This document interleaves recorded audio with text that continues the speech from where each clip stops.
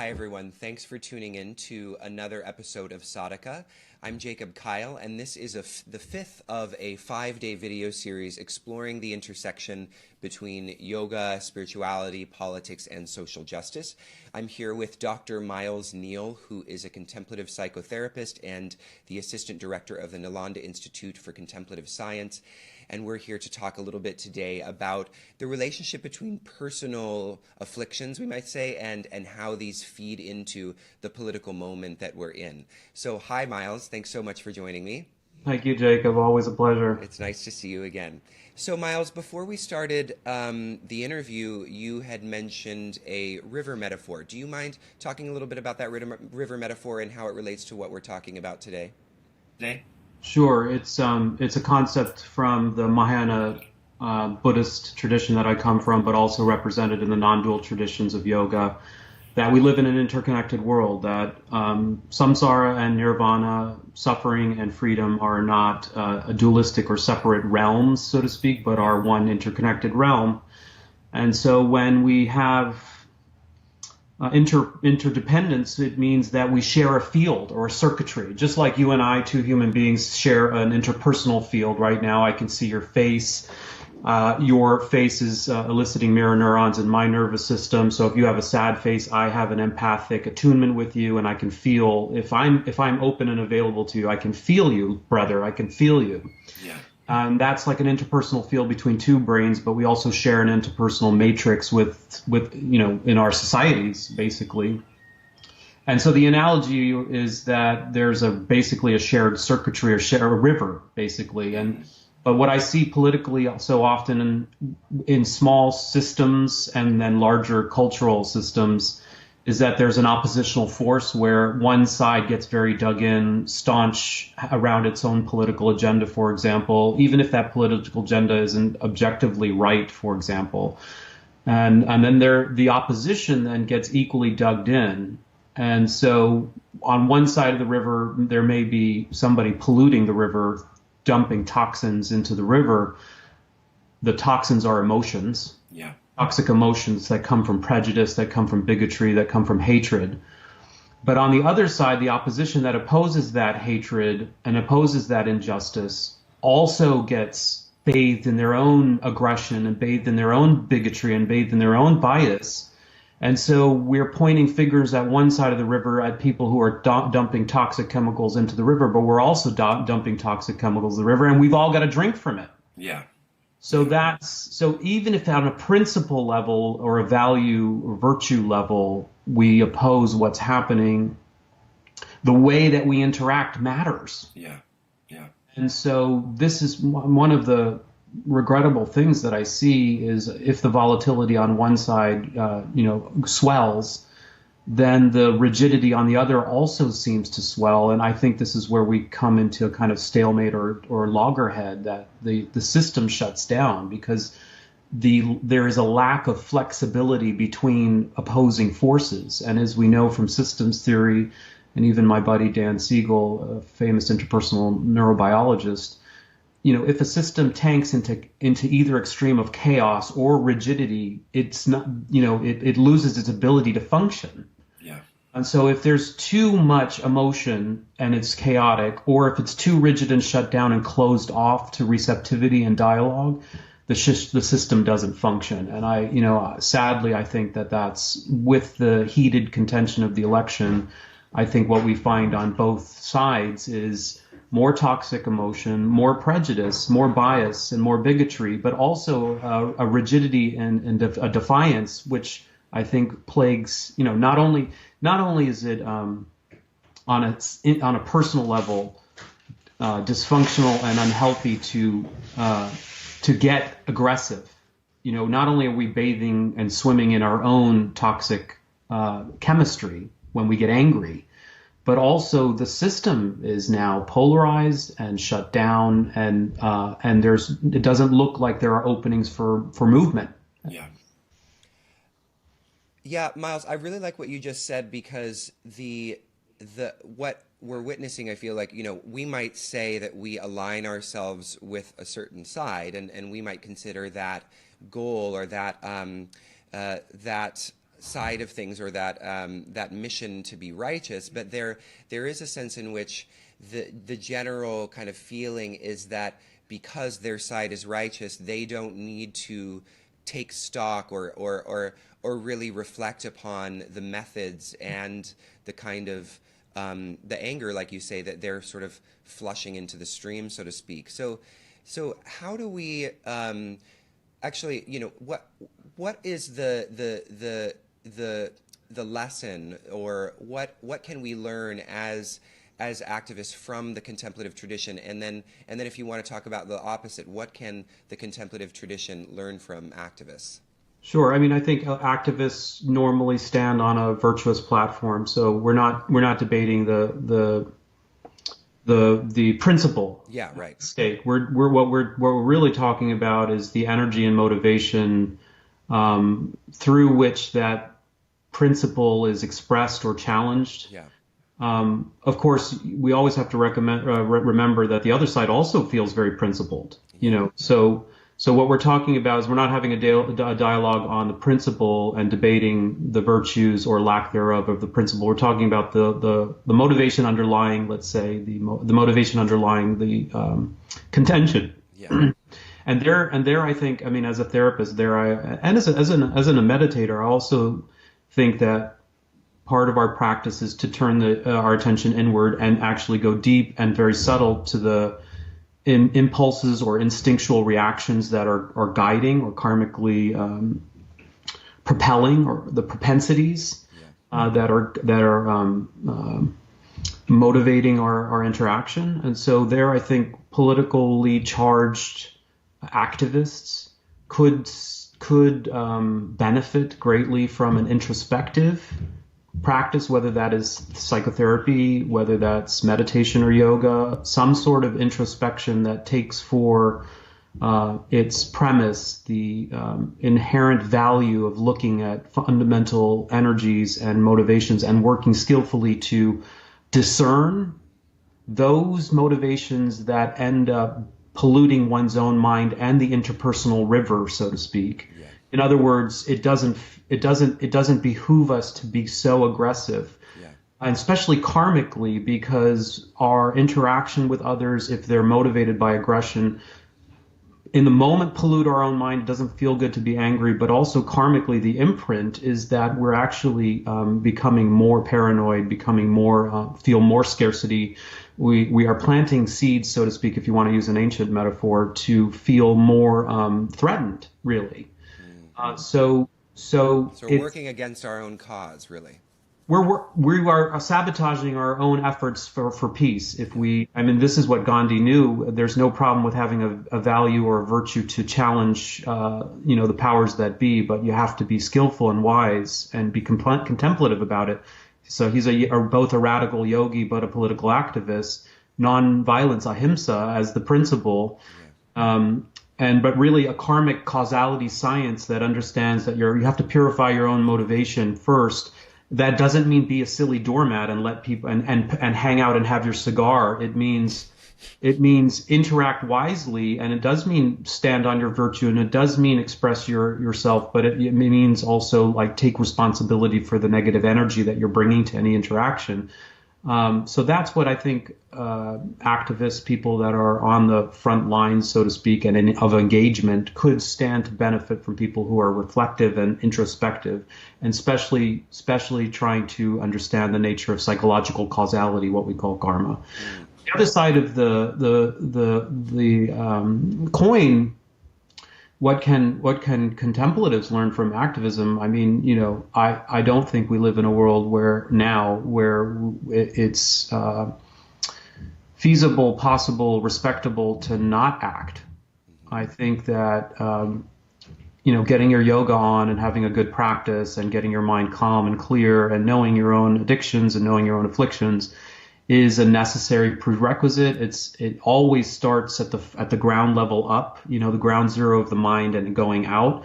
But if you stop at just your own concentric circle of your own sphere of influence being your own mind and your own activity, I think that may be okay centuries ago, but I don't think given the fact that we live in on a world that, within one generation could be wiped out, I don't think that it is prudent anymore to rest on our laurels and not take advantage of our enormous power, especially people who are in the 1%, especially people who have lots of resources, especially in light that people in America, for example, still have freedoms, for example, to meet and to practice and to meditate and to contemplate and to go to therapy. And, we have a lot of liberties and opportunities.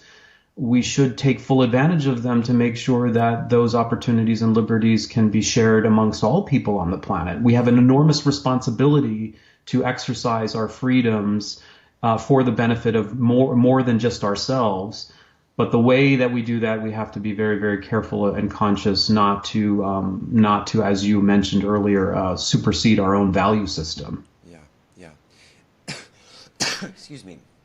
So, you just did a workshop. I'm sorry, I'm blanking on the gentleman's name that you did the workshop with about activism and contemplative traditions. That's Shastri Ethan Nichtern. He's a senior teacher in the Shambhala tradition, and a very very wise, beautiful, and charismatic person. Also a great author, has a number of great books out. Awesome. I'm gonna check out him for an interview.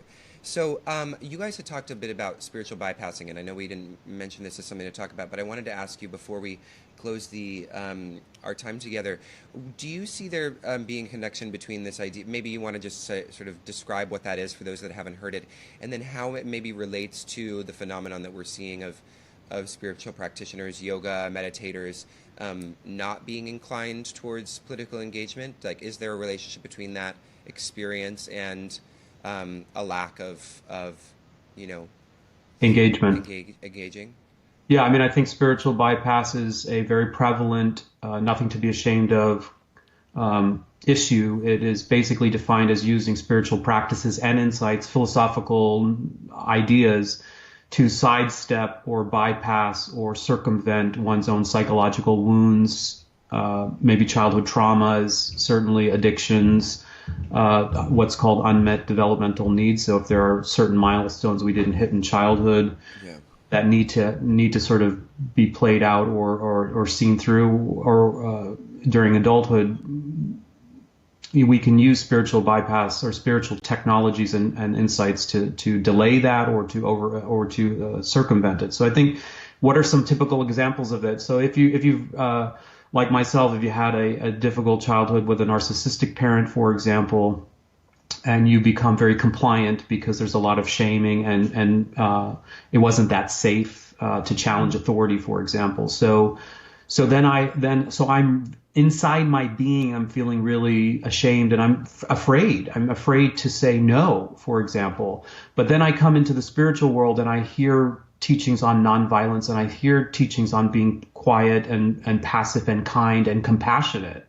So now I'm adopting a spiritual value system that I align with, that's telling me you're a good boy for not being angry, and you shouldn't be confrontative. And so underneath it, my instinct to be shamed and fearful is given permission not to speak up. You know what I'm saying? So And if there ends up being someone to whom I actually really need to set an appropriate boundary and I'm fearful and don't do it, I'm actually karmically recapitulating my own childhood.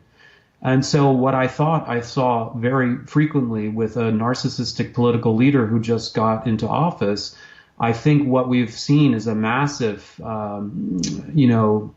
psychological traumatic recapitulation in which a lot of people feel very, very helpless. Yeah. Like children regressing with a parent who's abusive and potentially threatening.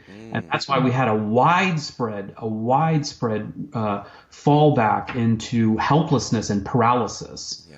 We also have, and that's the flight version of the fight-flight response under duress. So what I'm saying is, in the actual environment with the political powers that be, that reads to the brain and triggers old childhood associations of a situation which is untenable for a child to overcome, and one then falls back onto helplessness, retreats, flight, But there's also the fight response where people get uber aggressive. And now you have to really wonder, who are they getting uber aggressive with? Are they challenging, do they feel not only unsafe in the political environment as an adult, but is it also triggering and being fused and confused with childhood instincts of like, I have to survive by protecting myself? And so that's where spiritual bypass can be very, very dangerous, because somehow we use our spiritual practice and insights to actually hide out and conform to old survival strategies. So people that say, oh, well, it's all empty anyway, or it's all an illusion anyway, are using misappropriating a very high spiritual tenet of non-dualism or emptiness from the Buddhist tradition as a kind of permission to hide out in their fearful state and not engage. Meanwhile, people who are getting very aggressive and retaliatory might find another, spiritual justification for it. And so I think what the point of an instruction and a concept like spiritual bypass is always to use the spiritual technology to actually face unresolved childhood and to empower yourself to face both environmental challenges and psychological old historical challenges with greater ferocity, kindness, compassion, and skill, rather than to recapitulate fear-based, shame-based toxicity interactions. So I think that's the opportunity that we're presented with. Wow, I'm so appreciative that you brought that up in terms of the kind of dynamic of recapitulated early traumas and how they can be triggered by someone who appears almost like a narcissistic parent. I think that's a really helpful lens to offer, and we haven't really talked about that this week. So I guess the last question then is sort of where do we go from here? Because I hear you offering it's like, now we're seeing, okay, we've got the political front, but it's like anytime we're engaging on the political front, there's actually two fronts, right? There's the internal front where we're having to sort of acknowledge and be intimate with the things that are arising that may be caused by some sort of like early trauma triggering those arisings, and then finding a way to relate that to what we're experiencing outside in the political domain.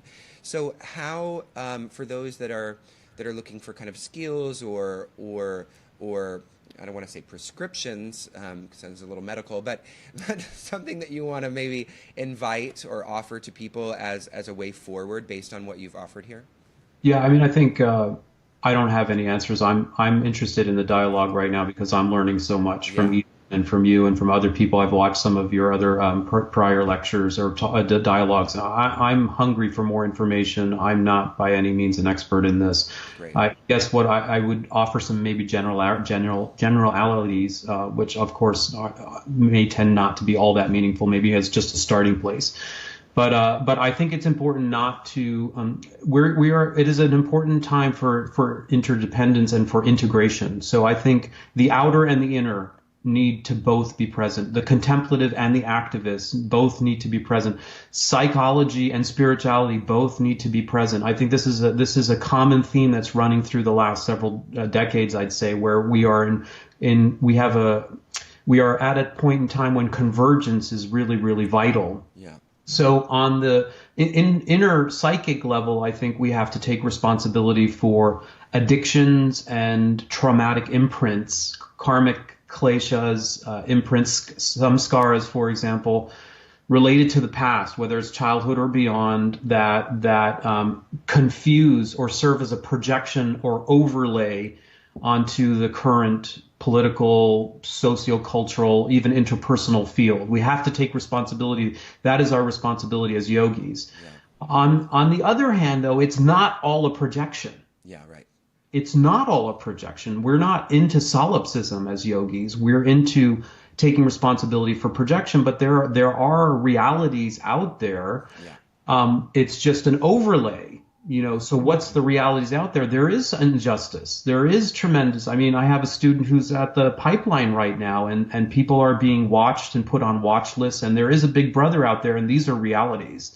and people are being, escorted without legal recourse or appropriate measures and being imprisoned. This is happening in our country right now.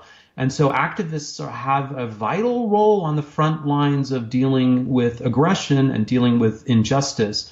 But they also have to be careful to use the right motivation and the right energy to interact. We need to use legality. We have to be legal.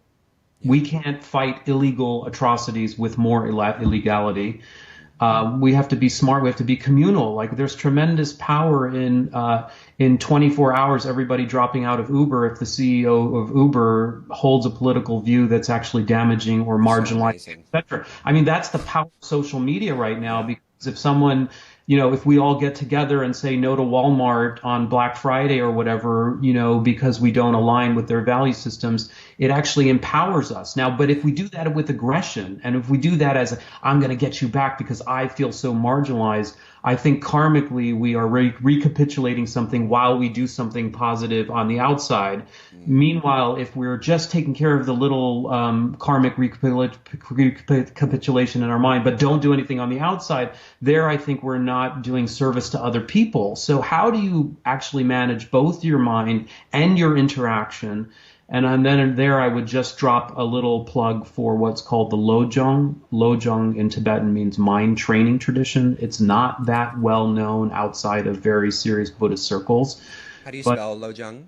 Lojong. It means mind training. It is a very, very black belt advanced technology from Buddhist Mahayana tradition about how to interact and redesign social interactions based on wisdom and compassion, non-dual wisdom and compassion.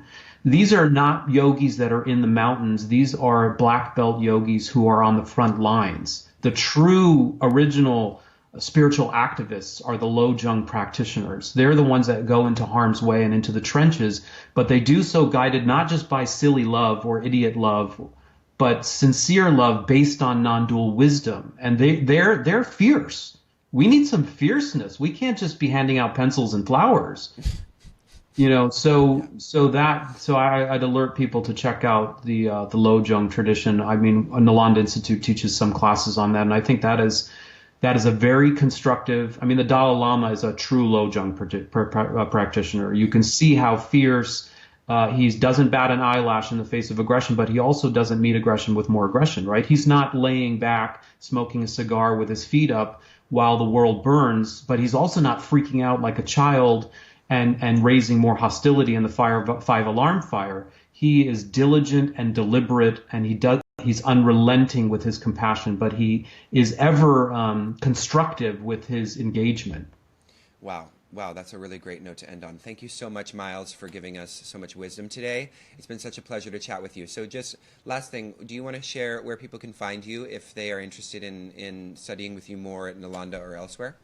My personal website is milesneale.com, milesneale.com. I recently just, during Ethan's and my dialogue at the Shambhala Center, also announced an older podcast, which is available amongst others on my website, called The Only Way Out is Through, and that's on spiritual bypassing, about an hour and a half conversation I had with yogis in Toronto. Okay. There I list some definitions about spiritual bypassing and some ways to keep mindful of it.